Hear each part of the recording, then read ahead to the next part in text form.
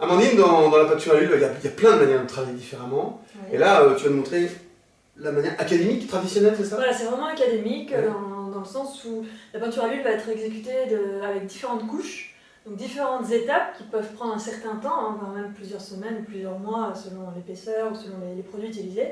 Donc là, ce qu'on va voir, c'est ce qu'on appelle l'ébauche, c'est-à-dire D'accord. qu'une fois que le dessin préparatoire est fait, là on va appliquer une première couche, un jus en fait de couleur, qui va nous aider à appliquer les couches successives. Donc ça va permettre juste de poser un peu les teintes et d'avoir une première construction. Mais il faut que ce soit léger pour que la lumière puisse passer à travers. Ouais. Et en fait, c'est toutes ces étapes-là, toutes ces couches-là, qui vont donner la profondeur propre à la peinture à l'huile. D'accord, super. On y va pour cette première étape.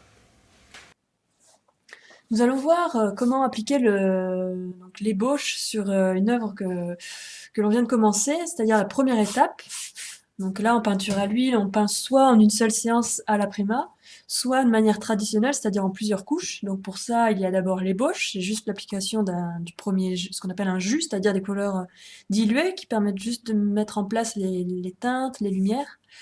Et ensuite, une fois que c'est sec, ou pas d'ailleurs, on peut aussi travailler dans le frais, mais on va superposer une couche qui va du coup être le corps de la peinture, et ensuite viendront les glacis. Là, ici, nous allons voir donc la mise en place de l'ébauche, cette première étape. Donc pour ça, voilà, on a un assortiment de couleurs qui est propre à notre sujet. Donc avec de l'ocre jaune, du rouge de cadmium, de la terre d'ombre naturelle, du noir d'ivoire, de la terre de sienne brûlée, du blanc, du jaune de cadmium foncé et un peu de bleu de cobalt. Donc on va voir qu'on n'aura peut-être pas besoin de toutes celles-ci. En tout cas, c'est les couleurs qu'il va falloir pour réaliser entièrement la peinture. Enfin, en tout cas, ce sujet-là. Mais là, pour l'ébauche, comme ça va être de simple jus, on va pas faire de détails. On va juste appliquer les zones de couleurs. On va avoir besoin seulement de quelques-unes. Donc ce qu'il faut comprendre, c'est avant tout un travail d'observation, c'est-à-dire qu'il faut déjà anticiper la construction. Par exemple, si on prend ici ce citron, on va l'ébauche va consister à peindre, enfin à représenter en tout cas le jaune, ce côté chaleureux de ce citron. Et les glacis sont les glacis qui viendront, qui seront superposés et qui représenteront le vert qu'on voit ici, ainsi que les fortes ombres. Donc voilà, l'ébauche consiste à juste mettre en place le principal de la composition par les ombres et la lumière, mais sans représenter les détails. Donc voilà, c'est avant tout une anticipation en fait, hein. Il faut essayer voilà, de visualiser, en tout cas de se représenter les différentes étapes successives de la construction de ce tableau. Donc voilà, par exemple ici, pour le fond c'est pareil, on va pas représenter tous les détails comme ça aurait été le cas pour la technique à la prima, c'est-à-dire en un seul jet. Là on va d'abord mettre on va dire le jaune, hein, cette teinte ocre pâle. Voilà, le fond pareil, etc. On va vraiment mettre pour le moment juste un jus. Donc pour ça aussi, donc un assortiment de pinceaux, notamment des brosses, parce que là on va avoir besoin de touches larges, de l'essence de térébenthine et un peu de médium à peindre. Comme ça, l'essence de térébenthine permet de diluer, d'amaigrir un peu les couleurs. Ça va permettre de fluidifier, donc de pouvoir étaler plus facilement. Et donc c'est un diluant. Et enfin le médium à peindre qui va permettre justement de fluidifier tout en gardant le côté brillant et surtout la richesse de cette peinture à l'huile, hein, c'est-à-dire son côté gras, et c'est ça qui va être intéressant. Parce que juste l'essence, c'est beaucoup trop amaigrissant pour la peinture, et ça peut la rendre cassante. Donc on y va.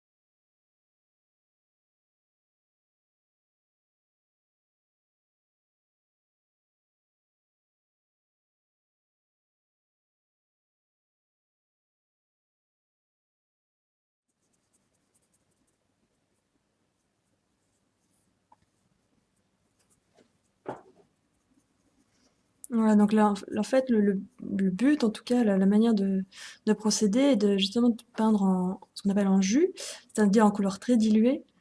Et en fait, c'est ce qui servira à donner de la profondeur à votre œuvre, surtout voilà, uniquement dans la méthode des glacis, parce qu'en superposant les couches de peinture, la lumière traverse toutes ces couches pour réfléchir sur le fond sur le blanc du support, et c'est ce qui fait, c'est ce qui donne toute la profondeur à la peinture à l'huile.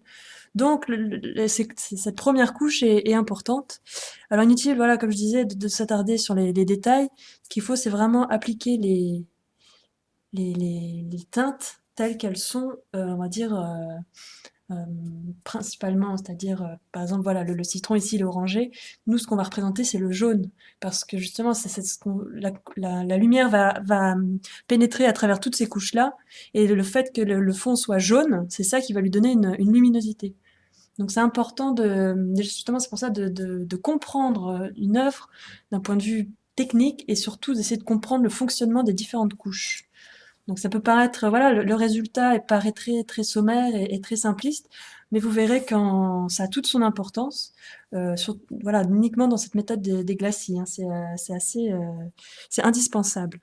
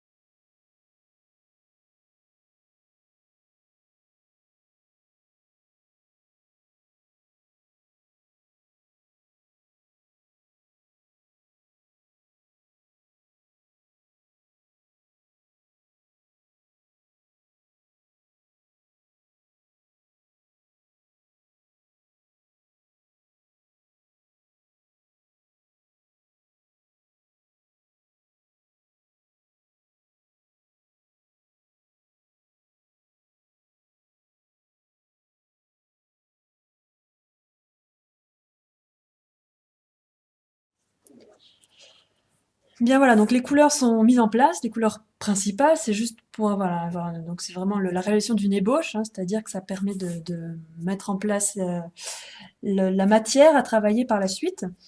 Donc c'est pour ça que c'est important d'anticiper le travail, hein. Donc là, par exemple, on sait que on va pouvoir rajouter des couches superposées d'orangé par ici. Pour le fond, c'est pareil. On va pouvoir accentuer les touches de différentes couleurs, travailler les ombres sur les fruits ici. Enfin voilà, on va vraiment pouvoir maintenant construire petit à petit, pas à pas, en rajoutant de plus en plus de détails et de matière. Alors c'est important de construire une ébauche de manière efficace et juste. J'entends par là avoir les bonnes teintes, avoir les bons rapports ombre et lumière. Parce que c'est pas par la suite qu'on améliore son dessin. C'est un peu le problème du débutant, entre guillemets, c'est qu'on a tendance à faire son dessin et à mettre son premier jet, et puis en se disant, ah bah, ça, c'est pas exactement juste, mais c'est pas grave, je rattraperai par la suite. Ça, c'est faux, parce que on commence avec une erreur, on finit avec l'erreur. Donc c'est pour ça que c'est important de bien commencer, et l'ébauche sert notamment à ça. Voilà. Bon voilà, donc ça c'est juste la première étape, c'est ça? C'est ça, c'est juste la première étape. L'œuvre est vraiment pas terminée. Mais ça fait, oui, pardon, excuse-moi, je t'interromps, mais ça fait plus que suggérer le truc, c'est là-dessus que tu vas venir retravailler, en fait. Oui, en fait, c'est vraiment, ça permet de poser globalement l'œuvre, en fait. C'est très important de ne pas se tromper, ni dans les lumières, ni dans les teintes. Parce que si on se trompe dès l'ébauche, on va superposer des mauvaises teintes, on va être dans l'erreur jusqu'au bout. Donc c'est pour ça que c'est important, ça permet justement de... Un peu comme un repère, en fait. Hein, tout ouais, mais c'est pas un repère qu'on met à côté, qu'on jette, c'est pas un modèle ou une esquisse, c'est la première partie du travail. On est déjà dans l'œuvre, là. Voilà, oh oui, ça fait partie intégrante de l'œuvre. Et c'est important de faire un jus plus ou moins transparent, en tout cas bien dilué. Parce que justement, le fait que, enfin, c'est le propre de la peinture à l'huile, c'est que la lumière pénètre à travers toutes les couches. Ça se voit, tout se voit. Voilà. Et donc, même si ça se détaille pas, ça s'avise pas, la profondeur de l'œuvre, voilà, elle va jusque-là. Donc du coup, la première ébauche se voit à travers toutes les autres couches, donc c'est important qu'elle soit juste. Entendu, c'est très clair. À vous maintenant, au travail.